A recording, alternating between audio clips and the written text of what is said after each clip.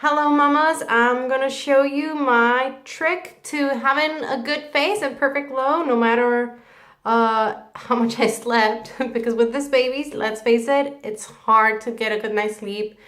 We're always doing a ton of things and then our skin looks horrible. We have this purple things under our eyes and we need a little help. So this is actually a very cheap. It's only if you use foundation, okay? First comes the Illuminating Face Primer from e.l.f. This will give you a perfect glow.